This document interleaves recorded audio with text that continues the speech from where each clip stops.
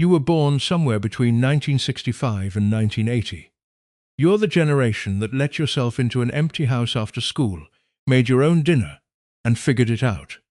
No helicopter parents, no safety net, just the key on a string around your neck and the quiet understanding that you'd manage. And you did manage. You got through the dot-com crash. You got through 2008.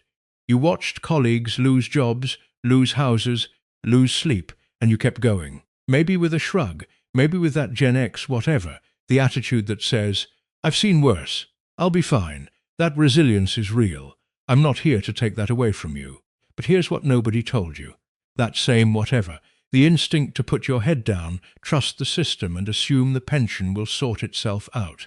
That instinct was built for a world that no longer exists. It was built watching your parents, the boomers, glide into retirement on a guaranteed final salary check that arrived every month like clockwork, no matter what the stock market was doing. You are not your parents. Your pension is not theirs. And if you're still running your SIPP on boomer autopilot, trusting that it'll just grow, just compound, just be fine, you may be quietly locking yourself into another 10 years at a desk you've long stopped caring about. That's not resilience. That's a very expensive mistake dressed up as one. Let's go back to your dad's workplace, or your mum's. Somewhere in the 1970s or 80s, a factory floor, a council office, a bank branch. They showed up, did the work, and at the end of it all, the company handed them a guaranteed income for life. It was called a defined benefit pension, or a final salary scheme. The number was predictable. The risk belonged to the employer. Your parents never had to think about asset allocation or market timing or sequence of returns. They just retired. That world closed its doors quietly, and Gen X was the first generation left standing outside. Starting in the 1980s and accelerating through the 90s, UK employers began shutting down their defined benefit schemes and replacing them with something called defined contribution. Your workplace pension, your SIPP. The name sounds almost the same. The mechanics are completely different. With a DB pension, the risk sits with the employer. With a DC pension, every single bit of that risk sits with you. If the market drops 30% the year you retire, that is your problem. If inflation runs hot for 5 years, that is your problem. There is no company backstop, no guaranteed monthly check, just a pot of money and a set of decisions you were never really trained to make. Gen X did not choose this. You were handed this system while you were busy raising kids, paying mortgages, and keeping the lights on. I've said this before, and I'll say it again plainly. If you don't fully understand how your SIPP behaves when markets fall, that is not a personal failing. You were raised by a generation that never had to manage stock market risk to fund their own retirement. Your parents' pension didn't require it.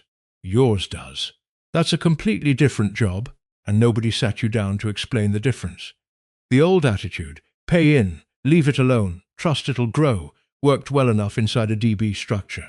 The employer was running the investment risk. Inside a DC pension, that same hands-off approach can quietly destroy a decade of savings at exactly the wrong moment. The whatever mindset that got you through 2008 in your career is the very thing that can unravel your retirement. And the numbers make this harder, not easier. The normal minimum pension age, the earliest you can legally access your SIPP, is currently 55. It rises to 57 in April 2028. Meanwhile, the state pension age is in the middle of moving from 66 to 67, a transition running from 2026 through to 2028. That means if you leave work at 55, you are looking at a gap of up to 12 years before a single penny of state pension arrives. 12 years. Entirely self-funded. Entirely your responsibility. That is not a footnote. That is the whole shape of your retirement. And yet most Gen X savers I've watched approach this gap the same way their parents approached retirement, with a vague plan to draw down steadily and a hope that the market cooperates. For a DB pensioner, that's fine. For someone running their own DC pot through a volatile market, it's a gamble with consequences that don't show up until it's too late to fix them. This mismatch between the mindset you inherited and the pension system you actually have is not sitting quietly on paper. It is pressing down on you right now, today, at 55 or 56 or 58.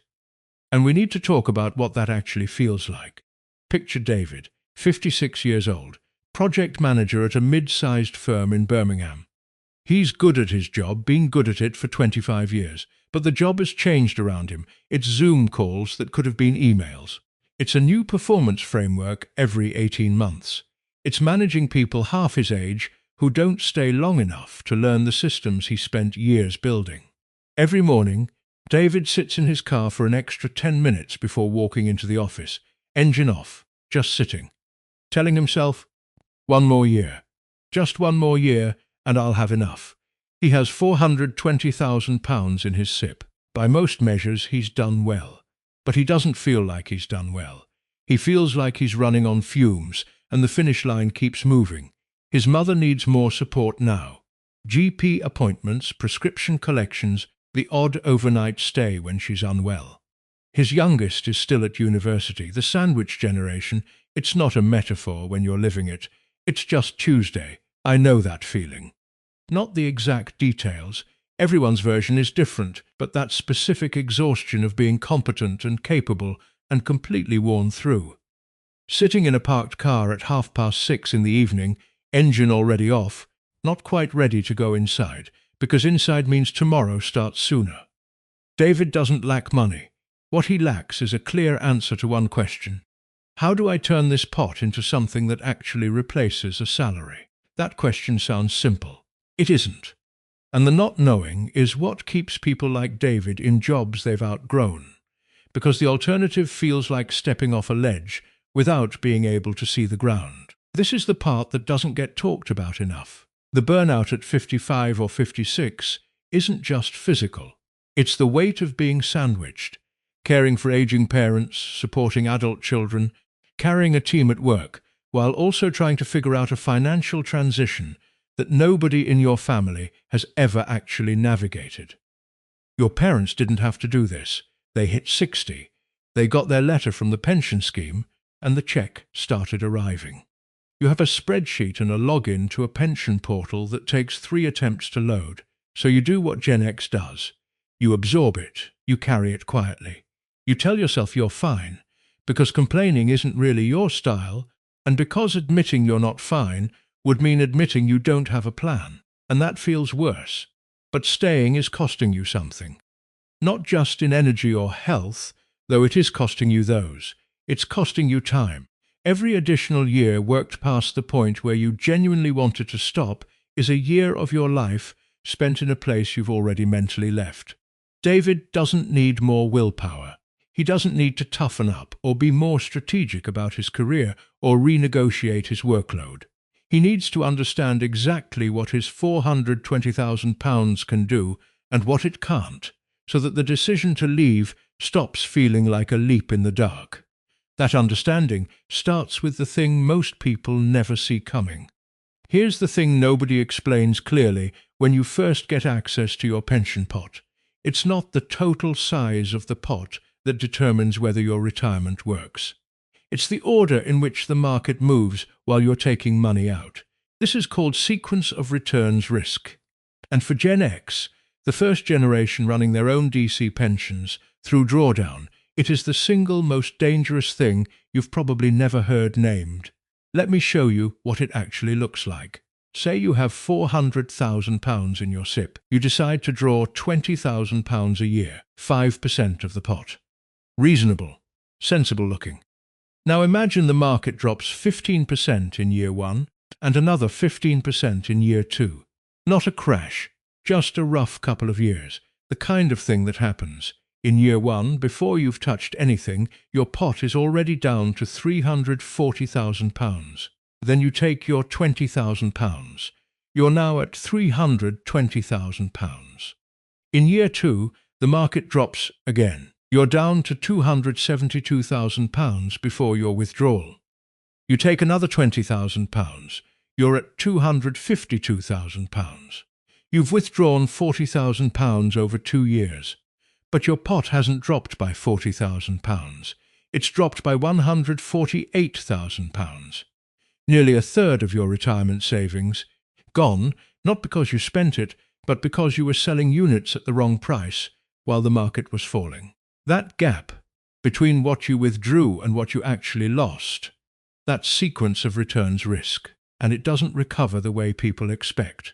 When the market comes back, it comes back on a much smaller base. The compounding that built your pot over 30 years now works against you, in reverse. This is not theoretical. The FCA's Retirement Outcomes Review looked at how the retirement income market changed after pension freedoms were introduced in April 2015 and raised concerns about how non-advised consumers make drawdown decisions. The point is simple. When people access pension pots without a clear withdrawal plan, bad decisions can become expensive very quickly, and the timing could not be more uncomfortable. The state pension age is mid-transition right now, moving from 66 to 67, with the change phasing in between 2026 and 2028. If you leave work at 55, you are looking at a gap of up to 12 years with no state pension income whatsoever. 12 years of relying entirely on your own pot. 12 years during which a bad sequence of market returns can permanently alter the shape of your retirement. That is not a planning edge case. That is the reality for a large portion of Gen X right now. And the boomer instinct, the one that says draw steadily, stay the course, it'll be fine in the long run, was built for a system where the long run was the employer's problem. In drawdown, the long run is yours. Staying the course while selling units at depressed prices is not stoic. It's expensive. The trade-off is this. Every year you delay building a proper buffer, you increase the window during which a market downturn can do permanent damage to your pot. Not temporary damage. Permanent, because you can't stop spending to wait for a recovery. You still need to eat. You still need to heat the house. The bills don't pause for the footsie. If you draw blindly now because you're exhausted and you just want out, you risk running dry around 75 and living entirely on state pension for the rest of your life.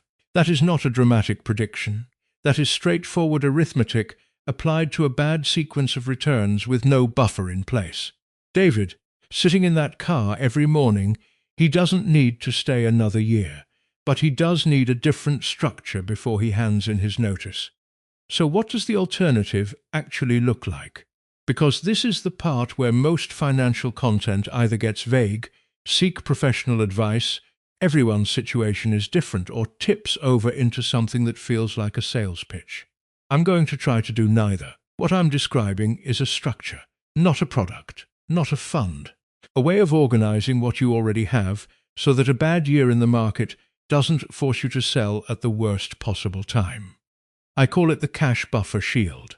And when I first started looking seriously at drawdown, I'll be honest, I assumed auto-withdrawal was the answer. Set a monthly amount, let it run, get on with life. It felt clean, efficient, very much in keeping with the Gen X preference for not overthinking things. That instinct nearly cost me, because auto-withdrawal doesn't know what the market is doing.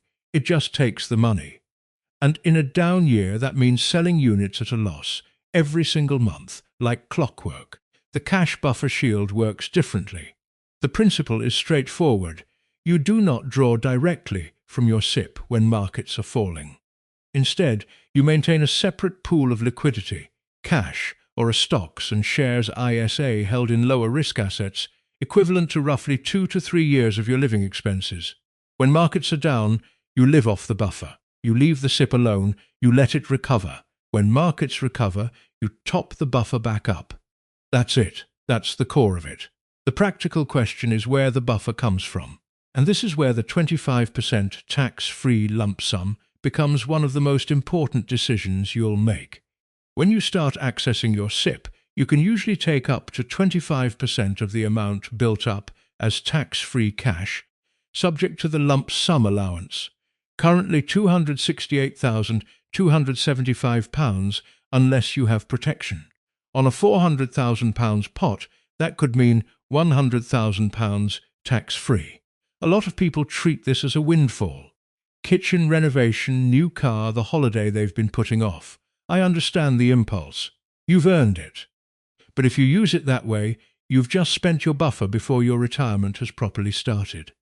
A smarter use is to build that lump sum into a separate buffer over time, using your ISA allowance where appropriate.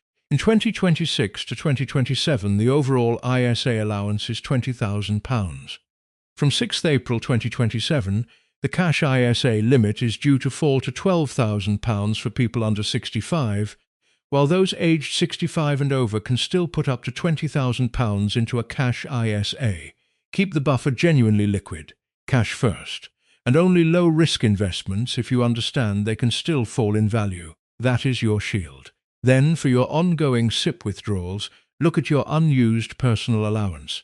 For the 2026 to 2027 tax year, the standard personal allowance is £12,570.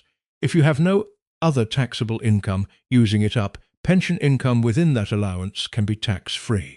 If you still have salary, rental income, another pension or state pension, the calculation changes, and Scotland has different income tax bands.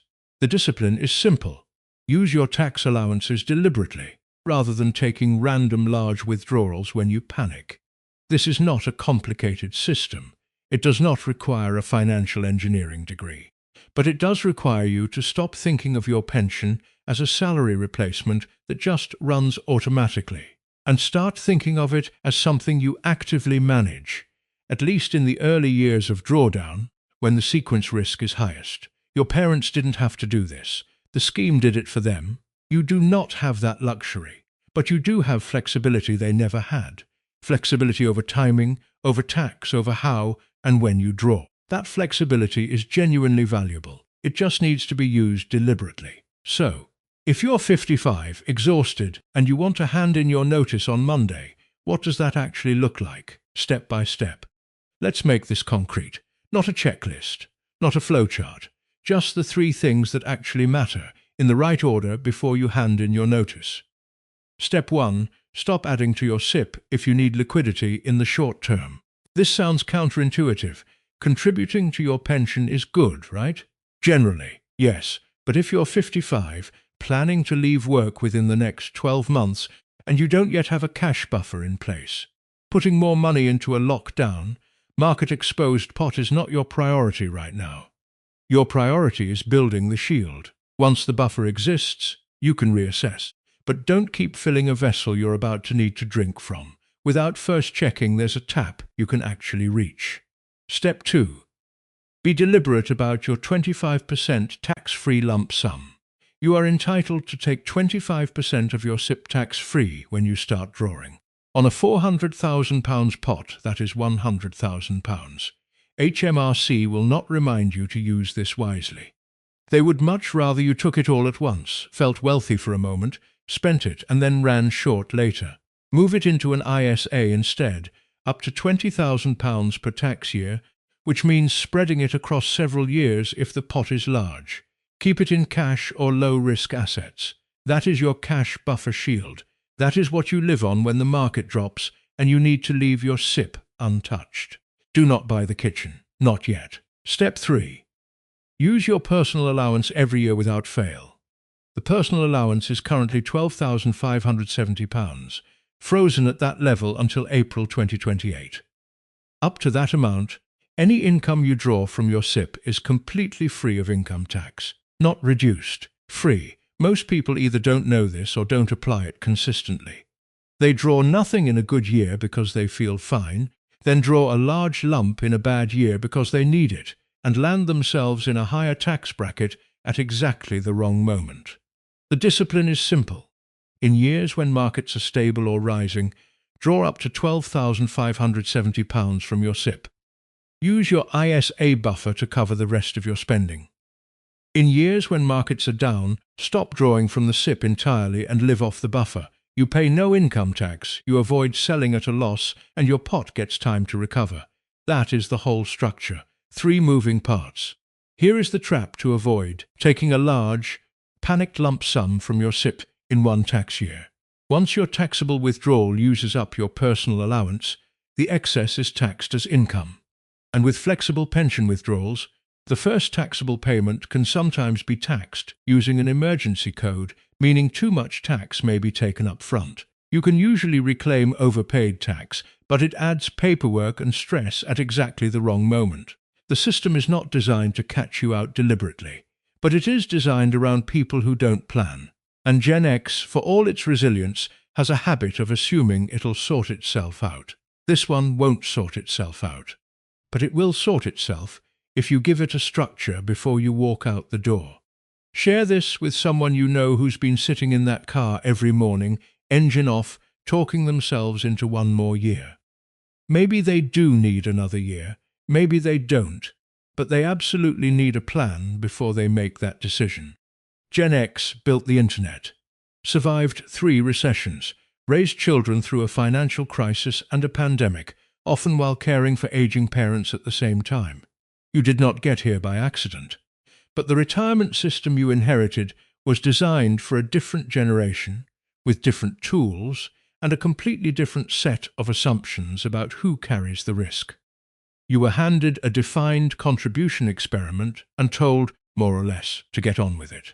You can, not by working until you break, not by trusting that the pot will sort itself out, but by understanding the actual shape of what you have, the gap years, the sequence risk, the tax levers, and building a structure that works with your situation, not against it. That is what this channel is for.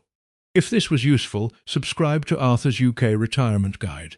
There is a lot more to cover. ISA strategies, annuity versus drawdown, what to do if you have multiple pension pots from different employers, how to handle the state pension gap without panic.